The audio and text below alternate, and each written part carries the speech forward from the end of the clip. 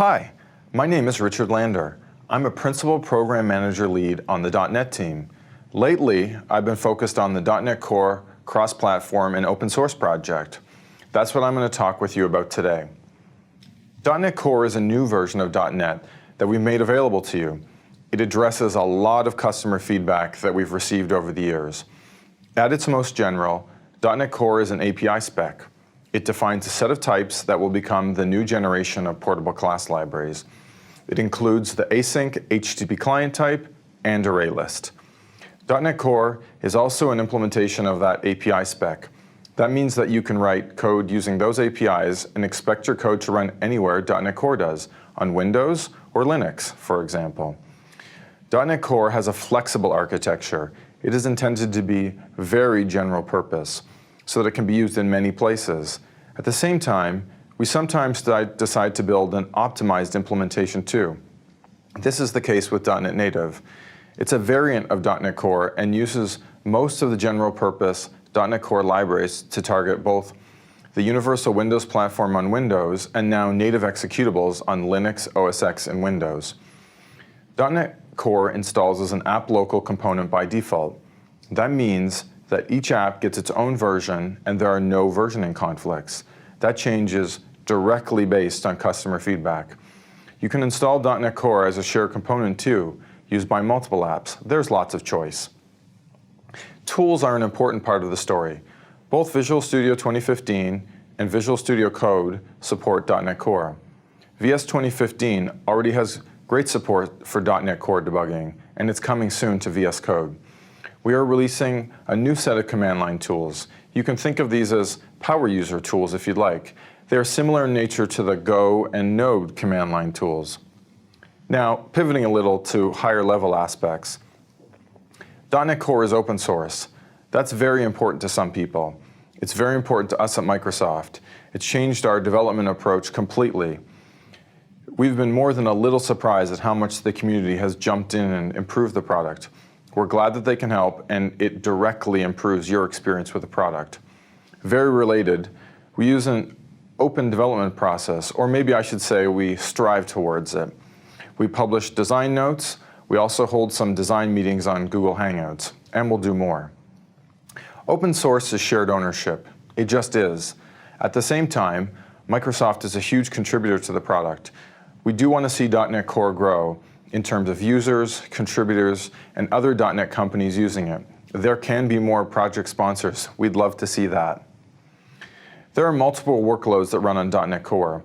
We've already covered them, but it's good to list them out. Universal Windows Platform apps use .NET Core in the form of .NET Native. ASP.NET 5 is a web and services framework that runs on top of .NET Core on Windows, Linux, and OS X. It abstracts the base OS so that you can write one app that runs without modification on those OSs. Native executables are a new addition. We've been working with the .NET Native technology for Windows apps for a while and realized that we could reuse it for native executables. In fact, our base tests have always run as native executables. It's a natural next step for that technology. When we have a great beta, we'll release it so that you can try it out. The primary use case is something like the Git tool. If you wanted to write a tool like that in .NET and wanted your users just to think of it as a native executable, like it had been written in C++, then this new option would be great for you. Let's take a look at a demo. First, what we're going to do is look at an ASP.NET 5 application in Visual Studio 2015. I've already created the application. This one's called Web Application 7. And all I'm going to do here is go to Properties and change it from a .NET Framework app, which is the default for ASP.NET 5, and change it to .NET Core. So all we do is select that, change the platform, and then what we're going to do is run the app, load it up Microsoft Edge, and you can see this ASP.NET 5 app is actually running on .NET Core. Okay, now we're on Linux, Ubuntu actually. We're SSH'd into a terminal session on this Linux machine. And you can see we can type familiar Unix commands like ls, and we have a number of .NET Core source artifacts here like program.cs and project.json. What we're going to do is native compile this app to a single executable, and we're going to use the new .NET tools in order to do that. So the tools all start with the .NET command. We can type that.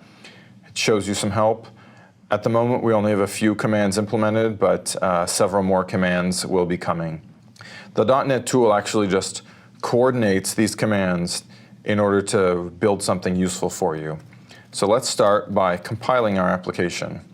If we actually just type .NET compile, it will compile that application to an IL, DLL like you're used to on Windows, and we could run it. But we also have the native compilation option, which does the same thing as what we just saw, but in addition compiles to native code for the target platform. And now we have a native compiled app. So let's take a look at that. Here we go. So now what you see is a single file called .NET Bot. For those of you that aren't familiar, we don't use .exe extensions on Unix operating systems. That's a Windows thing. So it's just .NET Bot, no file extension. We see that it's 1.8 megabytes. So what's included in there is the core runtime, .NET Core runtime, any .NET Core class libraries that you depended on, and obviously the user code. So let's actually run the app. Here we go. And this one takes a message, hello from Connect. And we type that, and you see it gives the message, and it prints out a pretty picture in ANSI art of .NET Bot, which is the mascot for our open source project. And you can see that it launched very quickly. And we'll be continuing to add many, many more scenarios onto this. I hope you liked what you saw, and you can start building .NET Core apps today in Visual Studio 2015 and Visual Studio Code. The .NET Core open source project on GitHub has been really successful. Even if you don't consider yourself an open source developer, it's great to see what Microsoft and the community are doing together to move .NET forward. Thanks for watching, and thanks for being part of the .NET community.